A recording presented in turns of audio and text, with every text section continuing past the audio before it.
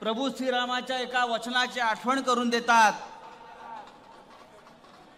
ते म्हणजे रघुकुल रीत सदा चलाई, प्राण जाय पर वचन न जाय. हाच शिवसेनेचा संदेश आहे. प्रभू श्रीराम हे एकवचनी होते, सत्यवचनी होते. पण आज या देशाचे पंतप्रधान नरेंद्र मोदी यांच्यासारखे ढोंगे आणि खोटारडे नेते या देशात झाले नाहीत, हे आम्हाला दुर्दैवानं सांगावं असं वाटतं. 2014 साली आणि 2019 साली नरेंद्र मोदी या नाशिकमध्ये आले होते आणि पंतप्रधान मोदींनी नाशिकला येऊन त्या दोन्ही वेळेला सांगितलं होतं, कांदा उत्पादक शेतकऱ्यांना भाव मिळवून देण्याचं वचन त्यांनी दिलं होतं. त्याचं काय झालं? आपण वचन दिलं होतं आणि तेच मोदी परवा काळाराम मंदिरात जाऊन झाडू मारताना देशाने पाहिलं.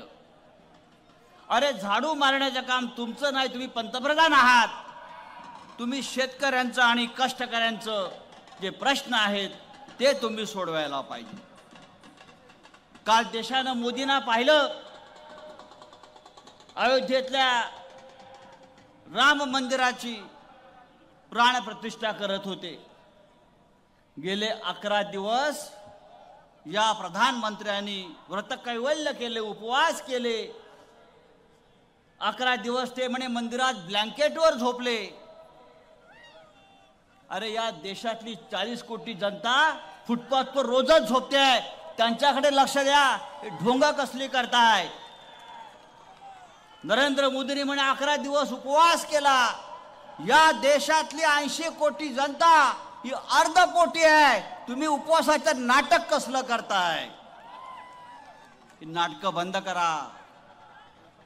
आणि मला गंमत वाटते, इतका आनंदाचा क्षण, प्रभू श्रीराम मंदिरात गेले, इतका मोठा संघर्ष झाला, आमच्या सगळ्यांच्या चेहऱ्यावर आनंद आहे की राम आपल्या मंदिरात पोहोचलेले आहेत. पण फक्त एकच माणूस या देशामध्ये रडला, नरेंद्र मोदी. आपण पाहिला असेल, मूर्तीकडे बघून ढसाढसा रडतायत. अरे आनंद आहे, हा आनंदाचा क्षण आहे. रडताय काय? निवडणूक आला का हा माणूस रडतो? पुलवामामध्ये 40 जवानांचं हत्या झाली, हौतात्म्य झालं, तेव्हा यांच्या डोळ्यामध्ये अश्रू आले नाहीत. पुलवामामध्ये 40 जवान मारले गेले, तेव्हा यांच्या डोळ्यामध्ये अश्रूंचा एक टिपूस आला नाही. महाराष्ट्रामध्ये गेल्या 1.5 वर्षामध्ये 2000पेक्षा शेतकऱ्यांनी आत्महत्या केल्या. हे प्रधानमंत्री महाराष्ट्रात आले, त्यांच्या डोळ्यामध्ये अश्रू आले नाहीत. या महाराष्ट्रात देशामध्ये हजारो महिलांवर रोज अत्याचार होत आहेत, बलात्कार होत आहेत. या प्रधानमंत्र्यांच्या डोळ्यामध्ये कधी अश्रू आले नाहीत. पण राजकारणात निवडणूक आली की अशा एखाद्या प्रसंगामध्ये हे महाशय डोळ्यातून ढसाढसा अश्रू काढून रडतात. हे मगरीचे अश्रू आहेत, हे खोटे अश्रू आहेत. ते लक्षात घ्या. या देशामध्ये रोज भ्रष्टाचार होतोय, हजारो कोटीचा भ्रष्टाचार होतोय. तो भ्रष्टाचार पाहून यांच्या डोळ्यामध्ये अश्रू येत नाहीत, पण रामाची मूर्ती पाहून त्यांच्या डोळ्यामध्ये अश्रू येते. मला असं वाटलं की रामानं बहुतेक त्यांच्यावर डोळे वटारले असतील, तुम्ही इथे का आलात म्हणून. या देशामधली परिस्थिती अशा प्रकारे गंभीर आहे. या महाराष्ट्राची परिस्थिती गंभीर आहे. तिथे रामराज्य येत असताना, रामाचं राज्य अयोध्येमध्ये येत असताना, या महाराष्ट्रामध्ये गद्दारांचं राज्य आलं. हे आपलं दुर्दैव आहे. आणि म्हणून मी सांगतो, एकच घोषणा देतोय जी सातत्याने देशात देण्यात आलेली आहे. तख्त बदल दो,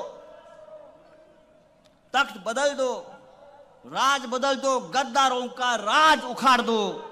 या प्रकारचा एक आपल्याला संदेश घेऊन या देशामध्ये जायचं आहे. काय